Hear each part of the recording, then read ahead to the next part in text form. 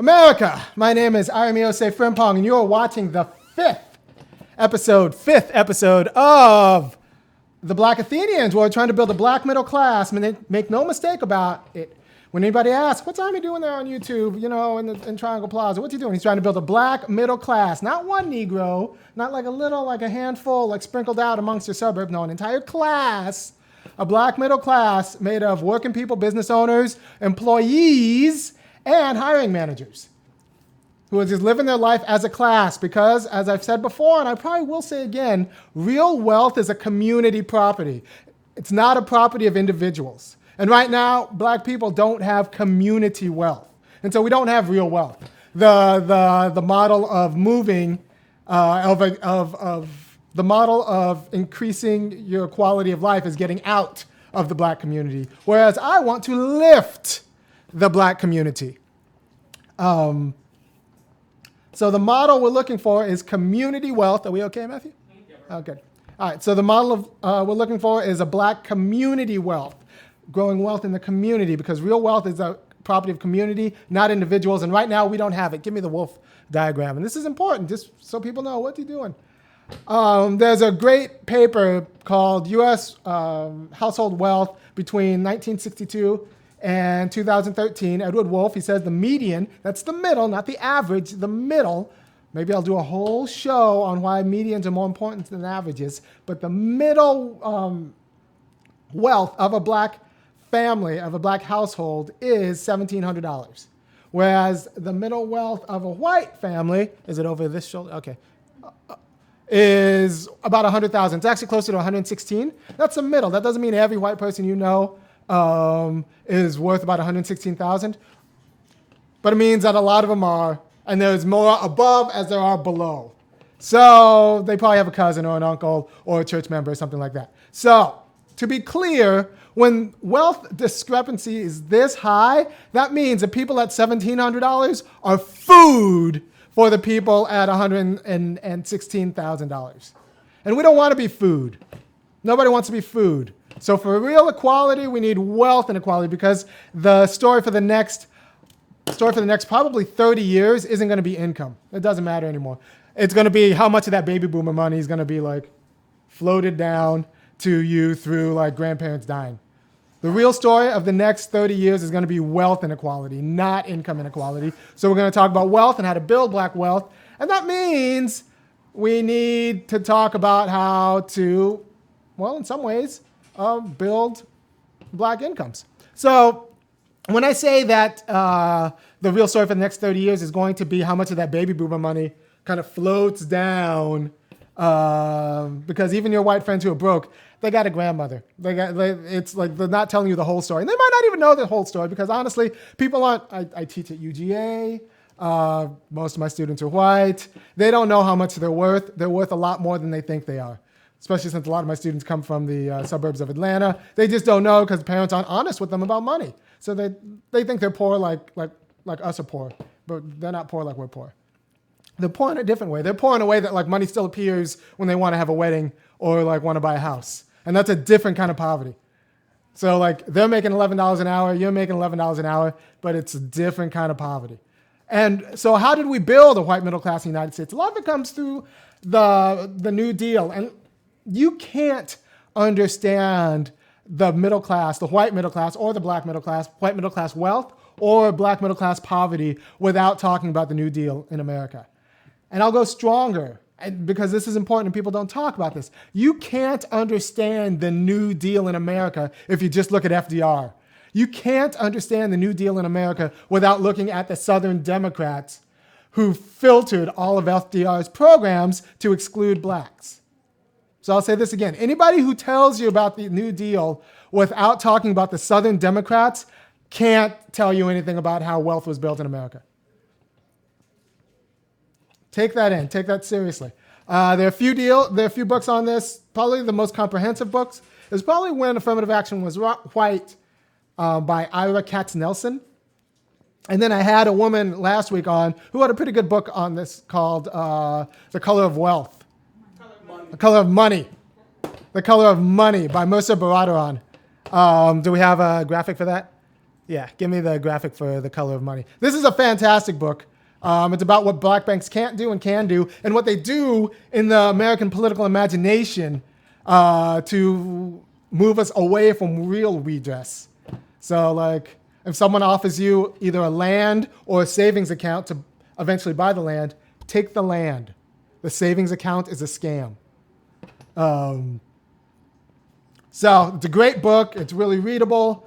We had her on, so check out last week's show. Also, subscribe to this channel. Before we talk about unions, subscribe to this channel. Hit the little bell next to the subscribe icon, because you want to know what I'm talking about, because I'm trying to build a black middle class. And if it can work in Athens, that means it can work in Mobile, and it can work in Gainesville. It could work in Columbia, South Carolina. It could work in Richmond, Virginia. It could work anywhere there is generational black poverty and a white middle class or white old money. And that's a lot of places in these United States. So the problems are going to be drawn for and from Athens, Georgia, but the goal is to get this to work for also New Orleans and St. Louis and anywhere there's generational black poverty. And white wealth, because a lot of the white wealth was built on consolidating risk into black neighborhoods. And so they got to make money without having to deal with American problems, whereas black people had to deal with all of the American problems. And you can't understand, and I said this before, you can't understand wealth in America, especially middle-class wealth, without understanding the New Deal. And you can't understand white wealth relative to black poverty without understanding how the Southern Democrats racialized all of the programs that built wealth.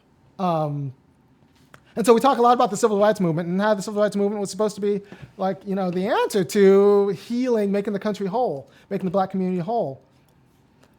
However, we talk too much about segregated water fountains and not enough about segregated unions. And until you talk about segregated unions, you don't understand how either white stability was built and also how black wealth, we were just left out. We were just left out of the union movement. So I'm going to tell you, gather around, children, gather around. I'm going to tell you a little story about the New Deal. I'm going to tell you a little story about the New Deal. In order to get people to be able to collectively bargain, that means employees be able to bargain their working conditions with employers and be able to strike without being fired or being forced to work by the government, a bill was passed called the Wagner Act. I want to say 1935. Any people in the audience? 1935? It did 1935 and 1936. It was passed in 1935. I'm going to say 1935 because I'm pretty sure it was 1935. And it allowed collective bargaining. So why do you need collective bargaining as employees? Well, there is just built into the market. This is a very capitalist bill because we're trying to save capitalism from eating itself and cannibalizing its people. Because as an employee, you're an employee. You're not a slave. You're still a human working. So we needed to figure out a way to make sure that employees were treated like dignified people as they worked. And they're built into the market is an asymmetry in power. That means there are going to be fewer employers than there are employees. But in order for the companies to grow as employers, they need employees, right? So there's an asymmetry in power, not because the employers are better than the employees, but because that's just how capitalism works, that there are going to be fewer employers than there are employees. And employers aren't employers because they are have a better relationship to risk or they're better, business people. Employers are employers because they have access to capital. Access to capital. There's nothing moral about, there's nothing super moral about being an employer relative to an employee. The asymmetry in power is built into the relationship. And we have an expert on this who just walked in, so maybe I'll have him talk a little bit about this later on during the broadcast. The asymmetry in power is built into the employer-employee relationship. So in order to redress that asymmetry in power, employees need to come together and bargain as employees. Not because we want the firm to fail or the institution to fail, but in order to just be treated like people and not slaves. And for example, Kamala Harris just announced a bill for employee pay transparency. So now employees know how much, if this bill passes, it's going to be the case that employees know how much they are making relative to their other employees. However, that doesn't mean anything without a union, because without a union, you know that you're not making what you should. You're not making a fair share of wages. However, when you go in to negotiate your pay with your employer, you don't have any leverage. Like, you're going to go and say, I think I should be making more money because I see someone in a comparative field is making more money, and I want benefits because I see someone making in a comparative field has benefits, and I think we can work this out. So like, maybe we should talk about my race. And you know what your employer is going to say? And black people, you know what your employer is going to say to you? I don't think you're a good fit for this company anymore. And then that's going to be it. You're gone. And you don't have any recourse. You don't have a lawyer for employment discrimination. Let's be honest. Someone grabs your butt at work. People watching at home. How many people we got watching at home, Marcus? Do you know how many people we got watching? About 100? 120? Anyway. 97. 97? All right. So you 100 people at home, watching at home. By the way, share this. I didn't tell. Usually I make an announcement. Share this to your social networks. Go ahead and go on Facebook, tweet it around, tell the people what we're doing, because we're going to build a Union South here, and we're going to build a black middle class, and it starts from a political education. So, black people at home, if you go and tell your boss that like you deserve a raise because you want to get paid a fair wage relative to people who also do your work, they're going to tell you you're not a good fit for the company. They're going to tell you, look, Negro, you're just lucky. Be happy you have a job. And then you're going to find yourself without a job because they don't want you talking. And honestly, look, if someone grabs your colleague's butt at work, what are you going to do? You don't have access to a lawyer. Like, what are you going to do? You're not going to do anything. And that's a problem because it treats employees like objects, and all we want to do is redress the balance of power so you're not treated like objects. And a lot of people think, why are you always talking about race? Because, well, honestly, when the economy is the way it is, your employer, black person, your employer is white. And maybe if you're like one of the very few people who has a black boss, that person's employer is white. Or the person they need contracts from is white. Like, we just don't have enough community capital in the community for reasons to assume that your boss is going to be anything but white in the United States. And that's fine, except standing up for black people makes white people nervous. So now, as an employee and as a very vulnerable employee, you have to comport yourself in a way that makes white people comfortable, because they like to be comfortable. And we like to think they're mature employees who could stand a little bit of discomfort in the name of justice, but they're not. They're white people with access to capital. So you're going to have to do what you do to keep your job going the way we've been taught to do, which is unfortunate because I don't live in slave days and I actually want to be black all the time and I want to advocate for black people. But one really easy way to get fired is to advocate for black people while you're on a job. And so, like, it's not being black that makes your employment tenuous. It's advocating for black people that makes your employment tenuous, because advocating for black people makes white people nervous, in which case you find yourself not a good fit for the company. So I want black people to be able to advocate for black people, and I want non-black people to be able to advocate for black people in every sphere of society. And that means we need employees to be stable and be treated like humans who can advocate for other humans as their employers, as their employees. And so in order to do that, we need to redress the balance of power. And this is especially important for black people because we are the most vulnerable. It's funny, I've been fired from lots of jobs. So I was talking to one of my friends prior to my current gig, which is working as a TA at the University of Georgia. I was talking to one of my friends, one of my colleagues, we were at Brandeis. We were colleagues together in a master's program at Brandeis, and we were talking about being fired. And I was like, yeah, I was advocating for black people because I thought, the job, I was being used as a pawn to recruit black people who wouldn't get jobs. So I was advocating for that, and then they didn't like that, so they let me go. And he was like, yeah, that was kind of like the time I was fired. Remember, this guy's a white graduate student like I was. And he was like, yeah, that was the time I was fired, except I was fired for snorting cocaine in the bathroom of work. To which I said, that is nothing like what I was doing. You were doing cocaine at work. I was advocating for black people. If you don't see a qualitative distinction between our work, then we have problems in America that was nothing like what I was doing. But he was like, yeah, you've been fired and I've been fired, and it's kind of the same thing. And I said, no, that's not the same thing. But there's a political education that needs to go on in America that needs to include both what trade unions do and the vulnerability of the black community as employees. And we have to be employees.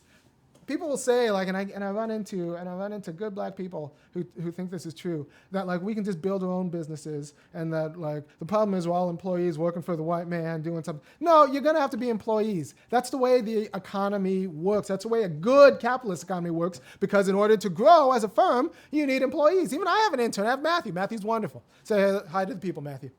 Hey. All right, so Matthew's wonderful. I'd like to pay him more. In order to pay my employee more, or my intern more, go to the Funky Academic,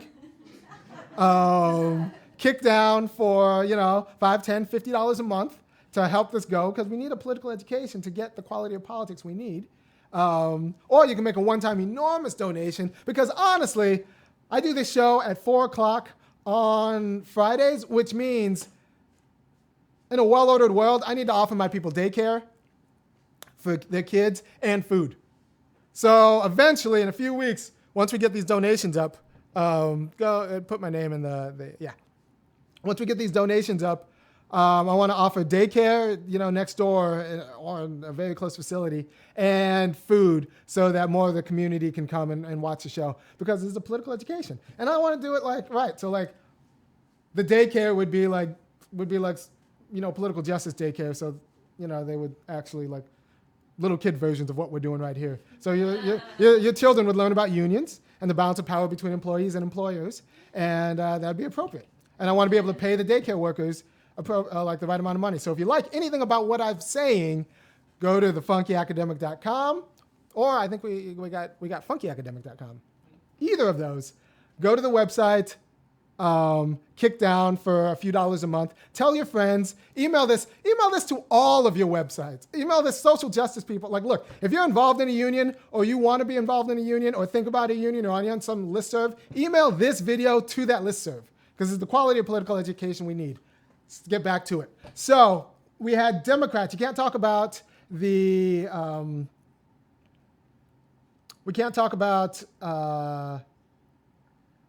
New Deal without talking about the Southern Democrats. We can't talk about Southern Democrats without understanding that they were an apartheid party that wanted a strict division between white and black races in the South.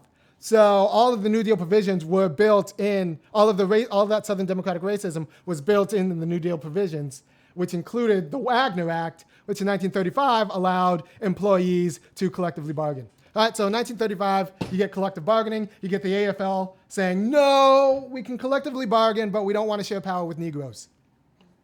AFL's a big union. Southern Democrats are like, cool. FDR is like, I like black people, but not really. And then we have great union legislation that works for everyone except black people. It allows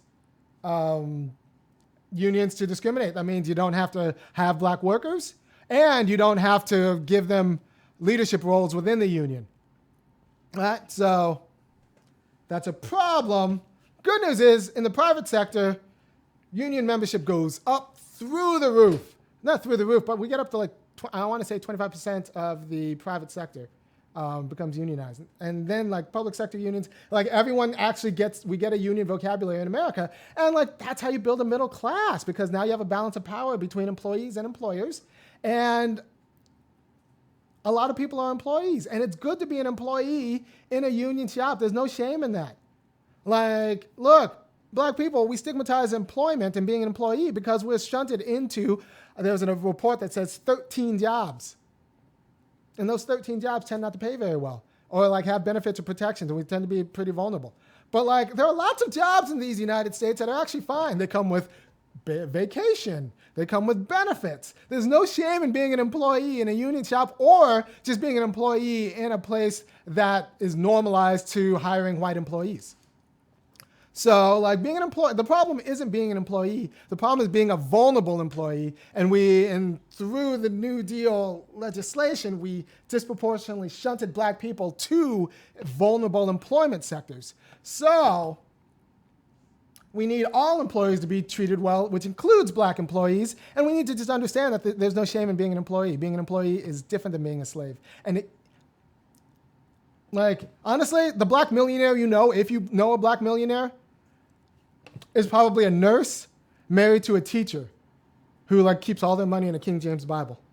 Like black money, what little money we have is through these union jobs or through these good jobs, many of them union jobs, teachers, sanitation workers, parole officers, through these good union jobs. And there's no shame in that. There's actually a lot of dignity in that. I like being an employee. I just like not being treated like a slave because we're all in it together insofar as we want to grow the economy. And we don't want to shut the firm down. We just want our cut. And we want to, bargain that. And by the way, if anyone is from the U Chicago is watching this, nice work, U Chicago. The University of Chicago graduate students voted 3 days ago, over 2 days, to form a union. They crushed their vote. They did it. When I was there a few years ago, I was part of the union movement. So union, yes, that's great for all working people. So nice work, University of Chicago. So the AFL lobbies the Southern Democrats to allow them to exclude black people from the hierarchy and from union membership.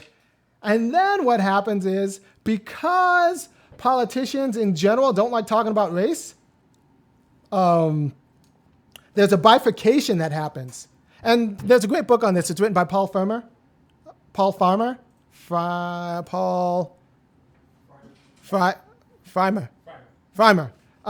It's called Black and Blue, the history of it's black people in the union movement. And it shows how, I haven't finished it all, but what I've read is actually very good. He doesn't talk about it in some ways, a way I'd like to talk about in all ways, but it gives a great history about how, one, politicians don't like talking about race, so they shunted a lot of civil rights workers to the courts.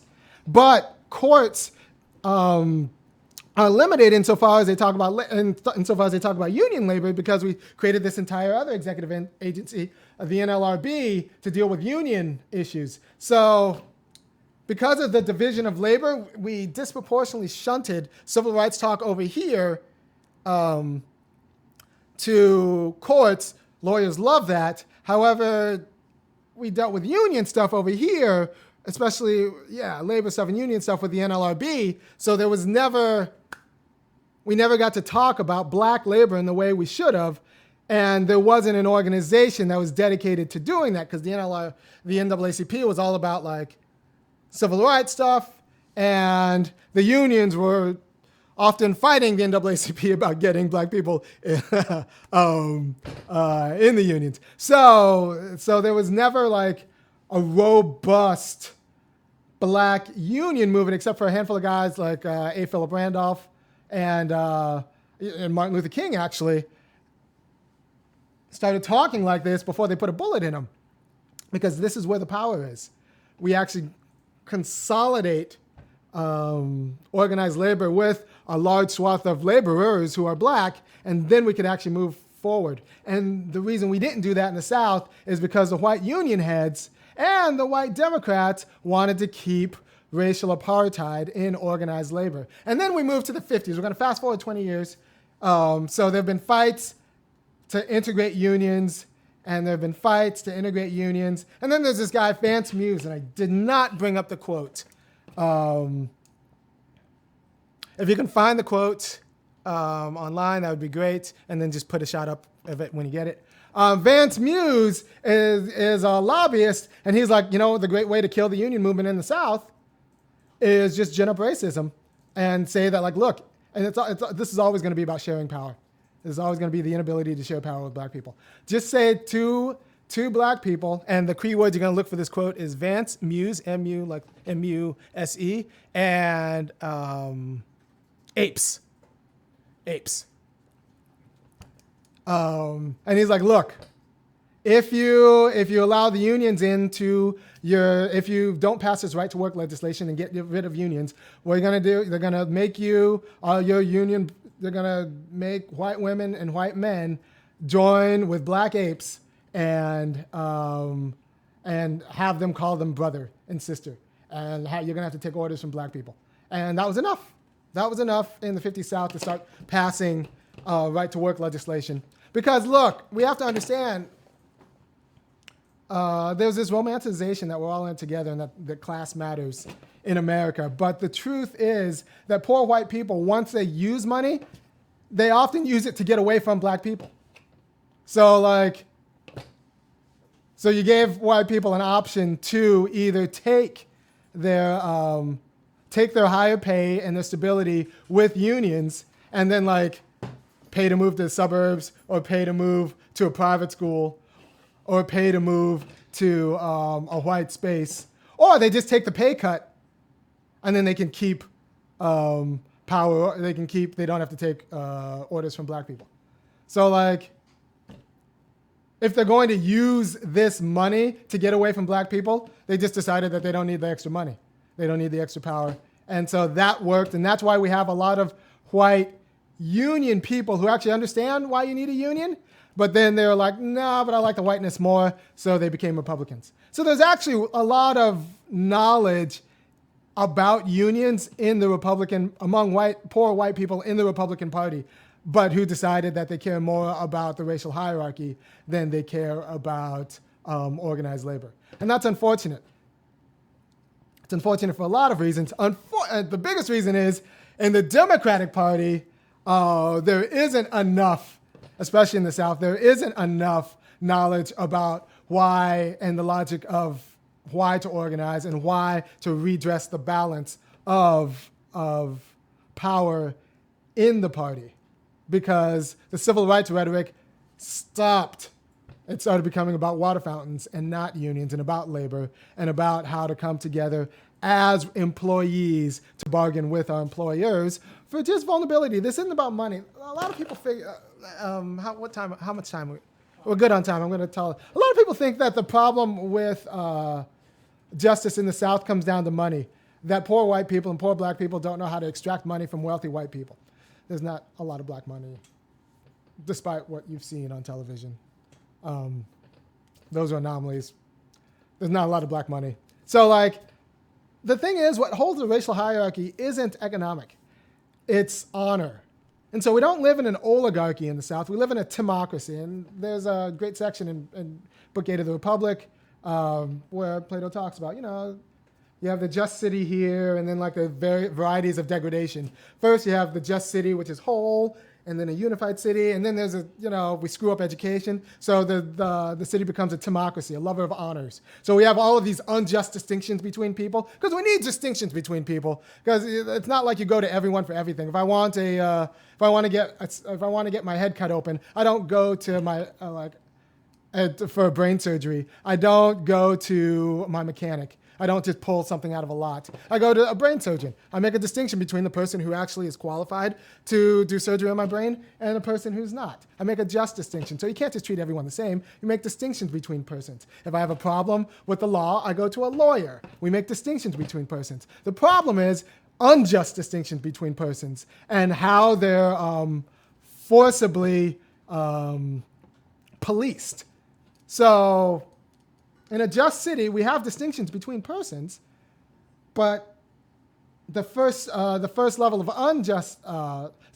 degradation from the just city, and Plato goes into this, like I said, Book 8 of the Republic, is we start honoring the wrong things, and then we start holding that honor together with race. I mean, with violence. All right, so we start honoring the wrong things, and we hold that with violence, and that's a lot like the South. So that's why we have a military culture here. And that's why we have unjust distinctions that are held together in violence. And then after that, it becomes like we make distinctions and we honor people based on money. So we have the whole city, that's a just city. And then below that, we have the honor-based city based on unjust distinctions, based on degradation of our education. And then below that, we look at people based on money. And we just assume that the people who with money know everything. But we're not at that level of degradation in the South. We're at the timocracy. So if you treat Southerners like all they care about is money, they're actually rightfully insulted because they're not that degraded. And this is a very controversial thesis, but like I'm arguing for this in a paper, and I think I'm right, that you have to address the timocracy and not treat people as if they're like subject to an oligarchy. So that's why like people, and you know, I guess this video will get shared out to a lot of Marxists. This is why like a lot of like vulgar Marxist arguments fail in the South. Because you have to talk about rights and freedom and the dignity of being a worker and the dignity and the freedom that comes with being in a union. You can't just talk about it how like, you know, if you join a union, you'll get more money, which is true. If you join a union, you'll get more money. I organized a union back when I was about 24 at a grocery store in Northern California. I kind of, you know, was very good at it. But I organized a union, and when I first started the effort, I was making $11 an hour. After the vote and after the negotiation, I made $18 an hour. And do you know the difference between $11 an hour and $18 an hour in Northern California? It means I could date. It means I could save up to go back to school. It means all sorts of things. So yes, if you organize a union, you will get paid more. But more than that, you'll have rights. You'll have legal recourse. You'll have access to a lawyer. You'll have stability. You won't be so vulnerable. And the most vulnerable person, and we've suggested this before, the most vulnerable employees, especially black employees, but non-black employees in the American and in the American South are employees who care about black people. So if you want to care about black people on the job, especially if your job is to care about black people, that means I'm looking at you, you white lady public school teachers, and your job is to often care about black people, but you don't want to because you don't want to like, you know, offend the sensibilities of your school administration, or you're worried about like your job security. That's a problem. What you need is a union. And this is why actually one of the best unions out there who actually get this, the movement, is the nurses union, because they actually understand that their job has dignity. They actually understand that their job is to care for people, and that the administrative incentives might not allow them to care for people in the way the people deserve to be cared for. So that's why the nurses unions, like insofar as they care about black people, as so far as the black people are patients, are actually better stewards of justice when they're unionized. They're actually better employees when they're unionized. And black people, you want your nurses to be unionized. Black people, you want your teachers to be unionized, because those are the teachers who will risk their job to teach the quality of political education I'm teaching right now, and because they won't be as vulnerable. You don't want your nurses to be vulnerable to a hospital administration who's looking at the insurance company. You don't want your teachers to be vulnerable to, like, you know, some white superintendent or board or principal who like might not care about teaching the Negroes in their charge. You want your teachers to actually be able to do their job well, and that means you need them protected in doing their job well. And that means you want them unionized. It means you also want them unionized because they'll make more money and for a lot of reasons. But if you care about this quality of work, you want the people doing that quality of work to be dedicated to doing that quality of work, and the best way to get that dedication is for them to be unionized. Do we have the Muse quote? Good. All right, so put up the Vance Muse quote. So the right to work legislation was passed because this lobbyist, and this he was part of the American Christian Association, and this wasn't just him, it's just like indicative of the movement, said like, look, if you join a union, if you don't pass this right to work legislation, what's going to happen is they're going to force the unions to integrate. You're going to have to take orders from black people. And then the white union people said, like, look, I don't want to do that. Screw the few dollars. Screw the job security, stability. Screw the dignity of being able to actually negotiate my contract and negotiate my working conditions. I don't want to share power with black people. So that's why we have right to work legislation predominantly in the South. And that's a problem. That's a problem. So we need to raise a better quality of white person who doesn't mind sharing power with black people, insofar as we're all, and this is a just distinction, employees who just want to be treated like employees. So that's a cultural change we have to shift. We need to shift. We need to name what the problem is, which is white people not sharing power with black people. It's like they'll serve at the soup kitchen, but they're not going to sit and break bread. And then we need to, or they'll have black students, but don't talk about black teachers or black school administrators or a black school board. Like, there's a lot of talk about civil rights in terms of Brown versus Board of Education, where we allowed black students to go to white schools. There's less talk about Brooks versus School District in Moberly, where when we integrated schools, we fired a lot of black teachers. And when those black teachers wanted their jobs back, the courts were like, nah, nope. So we lost a lot of black teachers. So it's all about sharing power. Integration, real integration, is going to be and has always been about sharing power. And sharing power comes with sharing political power and sharing economic power. So we have a right to work. Culture in the South because we never taught white people in just distinctions between persons. We taught them unjust distinctions between persons. The distinction between employee and employer is a just distinction. The distinction between and where it's policed and you distribute power and goods between black and white is an unjust distinction. So because we've allowed white people to police unjust distinctions, and and in the New Deal programs, I'll do another one on the FHA and another one on Social Security and another one on unemployment insurance, we've institutionalized unjust distinctions.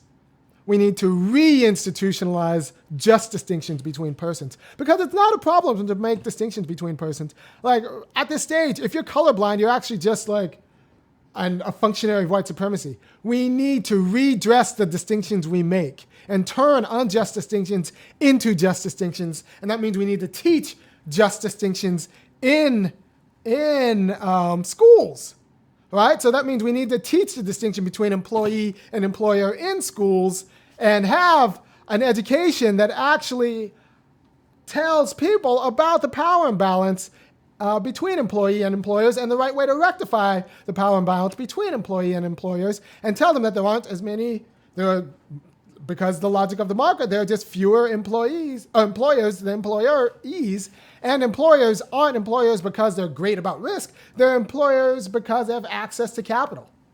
And they need employees in order to grow, lest someone else take their group, take their business.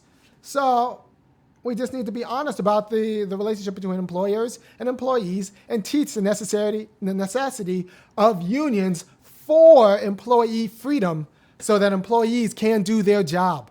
I would be better at my job if there were a grad student union at the University of Georgia, because I wouldn't have 75 or 100 students to teach. I would have 50 students to teach, like there are at other unionized schools. Like UC Berkeley caps it at 50 students.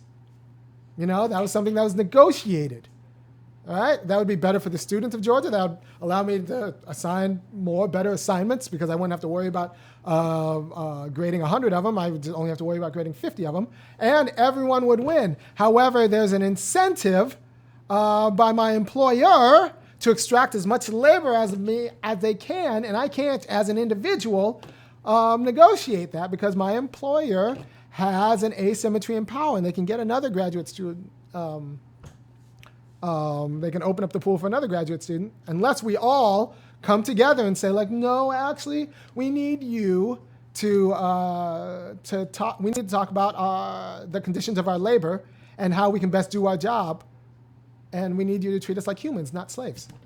We need you to treat us like employees, not slaves. And that means we need to talk about the conditions of our labor, and we need that bargain, and we need that in writing. And I need that to be in a non-vulnerable position, which means I need my union to provide a lawyer for me if you decide that I'm no longer a good fit for your program. Right? And the right to work legislation allows people to opt out of unions. And if you can opt out of a union, you're not really in a union insofar as that disproportionately shunts risk to people. Take care. That disproportionately shunts risk to people who can't opt out of who are in the union. Right? So everyone gets the benefits of the union, but only the people, like in a right to work state, in a right to work union, everyone gets the benefits of the union, but only the people who join the union pay the price, take the risk, and you can't, you don't have the protections if you go on strike. So you really don't have what you need to balance the power between employers and employees. You have freeloaders, or the opportunity to freeload, and the people who take a disproportionate amount of the social and political risk by joining the union. So what you need is legislation that just recognizes and forces employers to recognize unions and understands that part of being an employee is taking part in the system that allows all of us to be free and that bargains for all of us, and participate in the union in a way that gets everyone legal protection. And so there are no free riders, and there are no people who take a disproportionate amount of risk. And anybody who cares about black people is going to take a disproportionate amount of risk in the workplace, because a lot of black people get fired for caring about black people. I wouldn't be surprised if that's the number one reason black people get fired. I'm sure YouTube has something to say about that. We're gonna take some calls. No, we're gonna take some audience questions and comments, and then we're gonna take some calls, and we're gonna get this going. Let's get this conversation going. So I think we have an audience member who's written a few books on this. So I'm going to call on. I usually don't call them. Actually, no, I'm not. I call on people in class all the time. So I'm just going to call on people now. So Richard Dean Winfield, do you mind going to the microphone? Okay. That's the microphone behind you. Preferably without tripping on anything. That'd be great. And we have the camera. All right. So Richard Dean Winfield, you've written a few books on what a just economy looks like, and the union's place in the just economy. Can you say a little bit about the power imbalance between employers and employees? And I will cut you off. I mean, first of all, I think it's important to understand why the employee-employer relationship is the central relationship when it comes to understanding I need more sound on economic this. justice. Good. Because in a market, and we need markets in order to exercise our freedom to decide what we want to need and what activities we're going to engage in to satisfy our needs. There are different options available to earn a living. All of us in a genuinely civil society where we're all recognized to be owners of our own body, where no one is treated as a slave, we all are in a position to offer our capacity to labor for a limited amount of time. That is, we're all in a position to earn our livelihood by seeking to get a job. Some have, in addition to that, either access to capital or access to credit that would allow them to set up a business and be an entrepreneur. Others may also have the additional capital or access to credit to allow them to obtain property that they can rent out and earn income as a landlord. Admittedly, both of these latter options involve a risk, right? There's no guarantee that you're going to succeed in earning sufficient profits or dividends in business or sufficient rent. But if you go out of business, if you fail to earn a livelihood, you're back where everyone else is. Yeah. So in a sense, you're in a position where you're you're able to seek a job. That is, in other words, ground zero when one thinks about economic opportunity and economic independence and security.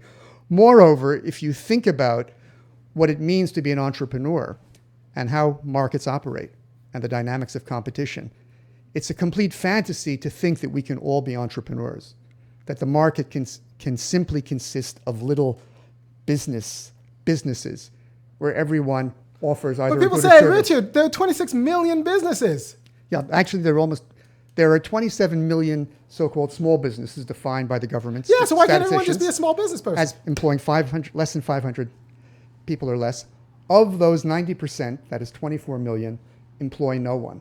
Okay. These people are actually They're driving Uber. They're freelancers. They're driving Uber. members of the growing gig economy. So that means, in addition to the 85% of the population that earns a living in being employed, you have another 24 million who are tantamount to piecework employees. So generally speaking, I mean, the competition requires firms to grow in order to survive, which means you can't just have a market filled of little businesses. Business ends up becoming more concentrated and large. Most people and work that, for people. And that also sets up this inequality in opportunity and economic power between employer and employee, because there become far, far fewer employers than there are employees, which means the employers have far more choices and options in seeking employees than employees have options in seeking employment. So one has to understand these fundamental dynamics. And that sets the stage for why, in order to balance the inequality in economic opportunity and power between employer and employee, which is the fundamental relationship in a market regarding livelihood, employees have to have an ability to wield power to overcome that inequality. And there are two ways it can be done. One is trade unionism, that is, in enabling employees to band together and negotiate collectively. Now, the instruments that were put forward during the Great Depression, the NLRB, they themselves did not specify, as far as I know, any racial differences in how the NLRB itself functions. They did exclude certain types of work, as you know. No, they actually domestic did. work They and did. farm workers. They allowed unions to set up their own rules. Okay. That yeah. Fine, but they didn't specifically, obviously, specify racial categories, but they didn't. Right. They didn't enforce the kind of equal opportunities that there ought to be within unions, Right. where there should be no discrimination on any factor, race, No, they sex, just let gender, religion, etc. They said AFL, Okay? if you want to not let in black people, Yeah. you don't have to let in black people. You don't want to promote black people, you don't promote black people. And you know what they did? But I think you They can let see them in. that the NLRB and the operations that were put in place to protect workers who are trying to unionize have not been sufficient. Right. Unionization, which reached a peak of 35% back when we were younger, is now down to 6% in the private sector, a little bit like 11% in the public sector. But unions have been failing to make use of the NLRB to organize. And disproportionately, let me say a little. And by the way, an interesting thing is that I will you say can- it's disproportionately black. Like union labor is disproportionately black because being black is you're more vulnerable. So like we tend to keep jobs in places with unions, and we tend not to keep jobs in places without unions because advocating for black people, which black people are wont to do on occasion, it like puts you at odds with your employer because your employer might, white people are very fragile. And they're very, very fragile. So like, Well, I'll tell you a way in which any of these disparities in levels of employment in different racial groups can be eliminated, and that's to have mandatory collective bargaining for all enterprises that have multiple employees. yeah. Just as one can eliminate any differences in rates of unemployment among different racial groups by requiring that government step in and provide a job to anyone who needs a job.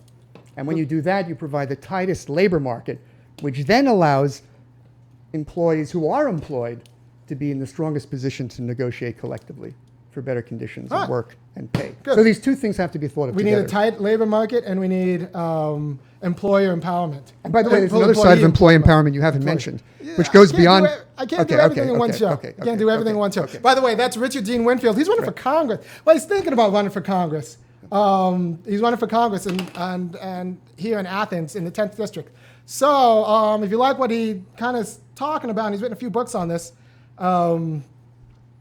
go to richarddeanwinfield.com. That's Richard, the way you spell Richard. Dean, that's D-I-E-N, Winfield.com. And he's got some videos on this, and it's actually pretty provocative. Because there's another economist out of Duke by the name of Sandy Darity. We talk about him a lot, we who care about racial wealth inequality, because he's one of the major economists on this. And he says that there are 2 programs that will actually do something about the wealth gap, so that black people are not food for white capital. Let me just say something about employees and running for political office. It's relevant here. Okay. Because then I'm gonna do this. Okay. And then, all right. So later.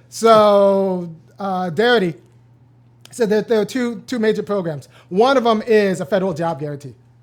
Look, there's a lot of work to be done in these United States. I used to be on Breaking Brown, and we did a show there on hookworms. Hookworms are making a comeback in the black rural South. Because guess what? Deferred maintenance costs money. And so when your septic tank goes down and you're in the rural South because Hurricane Irma came through and did all these things, and now your septic tank doesn't work, you get a $7,000 bill to fix your septic tank. You don't pay that $7,000 bill because it's only worth $1,700.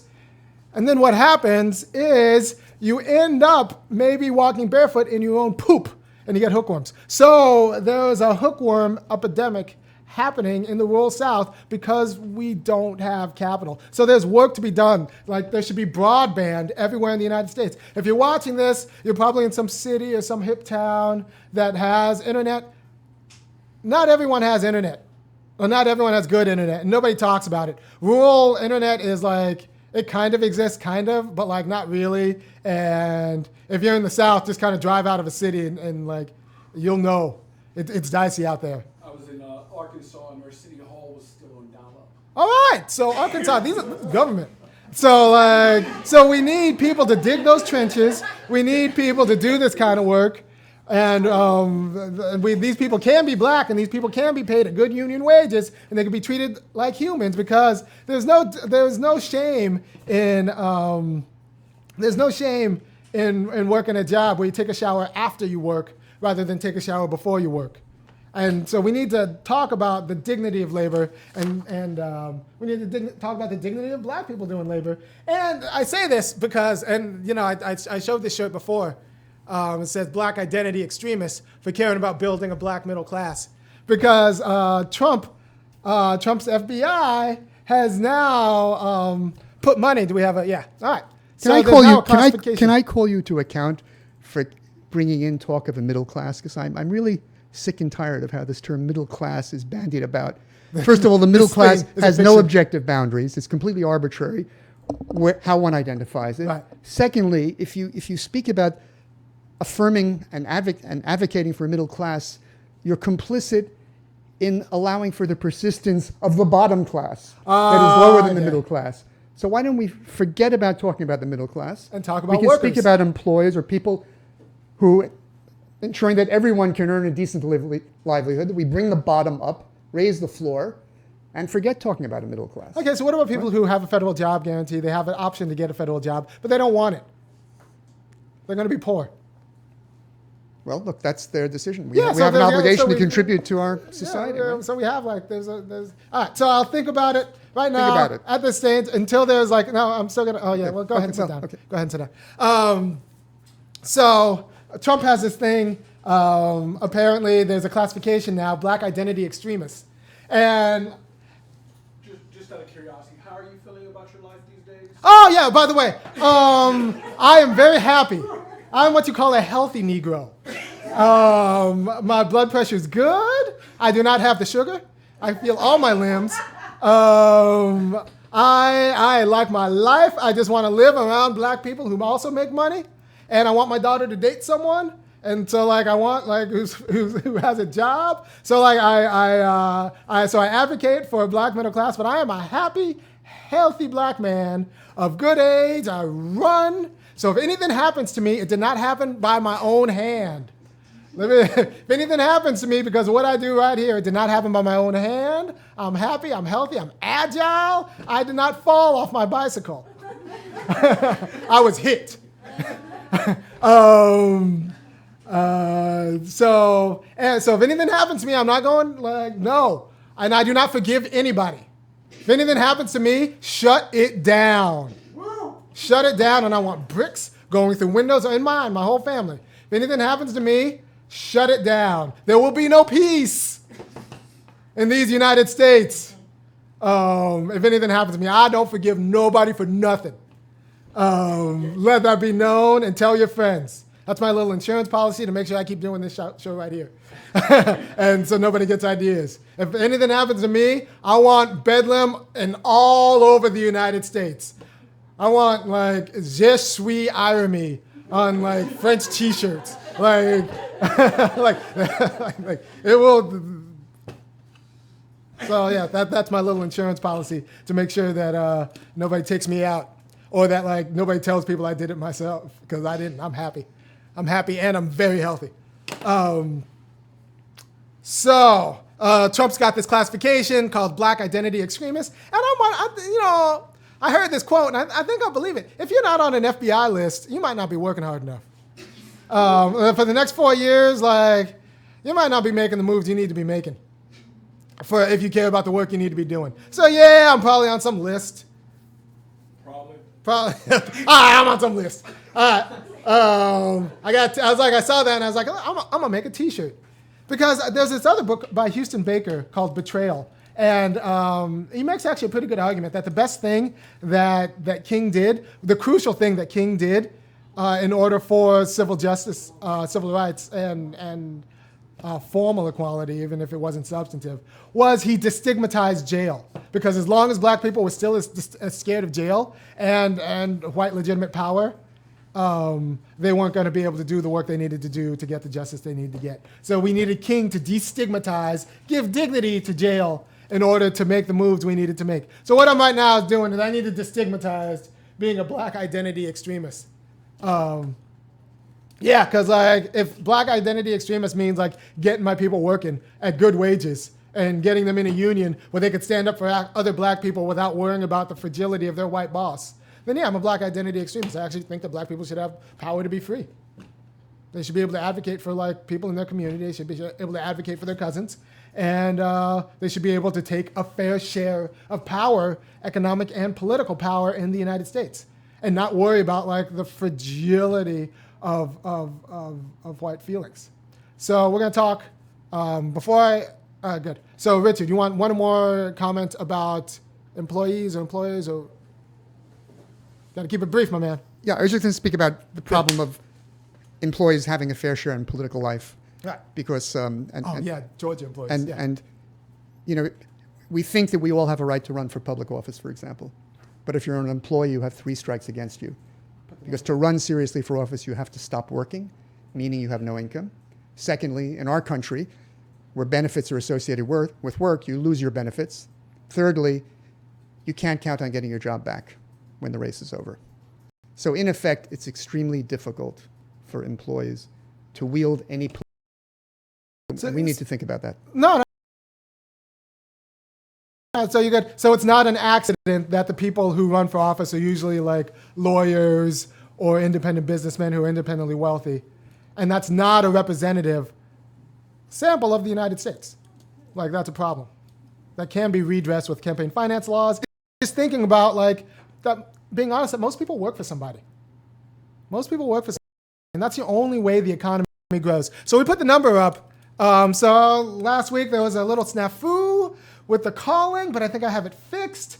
And Matthew's been thinking about this, and I've been thinking about this. So call in, and we're going to take some calls. And until we. Did you go offline? No, yeah, we did. We went offline. So the green. Oh yeah, no, we're still good. We're still good. So you can you refresh your page?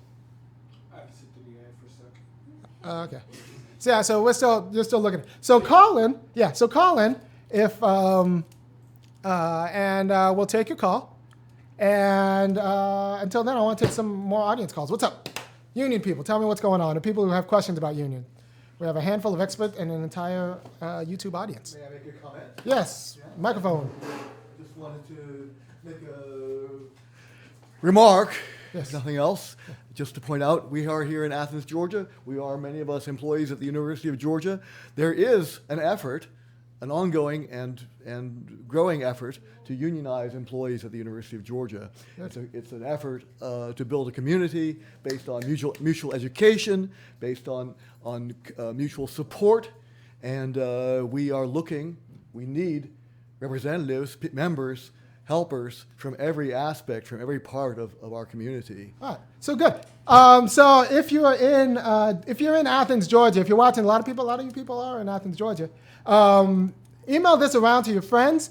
If you're interested in the union effort at UGA in Athens, Georgia, how do they get in contact with you? Well, we have a website right now. Oh, look at that. It's, Fancy. it just got posted up, I think, the day before yesterday, wasn't it? Good. So it's UCWGA, United UC Campus Workers of Georgia, Okay. UCWGA.com. Very simple. UCWGA. There's a contact page there. You can send us a note. We'll be happy to get in touch with you. Hopefully you'll join up and get some work done. All right. And another thing we need to do, we need to pressure our elected officers. Anybody who's running there's a special election for state rep coming up. They should not be able to go to a public forum without talking about the right to work laws and repealing those right to work laws that'll strengthen the ability to form unions and protect black employees. Because black people, let's stop pretending that like we don't work for people. Like the numbers are just such that like there are a lot more black employees than black employers. And all right, so I'm busting out of this space. We got people on the floor right now. I need a bigger space to do the quality of political education I'm doing right now. Next week, I'm actually talking about education, but like I need a bigger space. And I also want daycare for people to come because it's 4 o'clock on a Friday, and I think I want parents to be able to come to daycare. And also food for people, because I don't want to ask black people to come here and not give them something to eat, because we're hungry. So for that to happen, I also need you to go to thefunkyacademic.com. Go to the panel on your right and click down and, sign up for $10 a month, sign up for $50 a month, or make a one-time enormous donation contribution to the quality of political education we need to make the kind of moves we need to make in order for everyone to be free. Because if you can't advocate for your people at work, you're not free. You're not free. You're just scared of like white feelings. And that's not the way it should be. And look, nobody can be free if you're scared of like poor black people taking your stuff. So everyone wins with working black people at fair wages. No more poverty wages. We have jobs. And if you're in a caring profession, especially nurses and teachers, people who actually have jobs to care about people, like not being in a union is actually, in a serious way, stopping you from doing your job. Because the institutional pressures from your employer are not going to be those that are consistent with caring for the black community, or if you're teaching the black community what they need to be, what they need to learn. Or if you're a community of workers teaching workers what they need to learn. So if we're serious about being an employee, not a slave, an employee, we need the quality of political education, and we need unions to protect people from being disproportionately vulnerable because of the asymmetry in power baked in to a capitalism that works. A working capitalism has unions. I'm not some like crazy socialist. I'm not some not even like, I don't think socialism is that bad. But like this is like just for a capitalism that works, just balances the power between workers, employees, and employers. So do we have any calls? 2 terminated calls. All right. So anybody else want to go to the mic?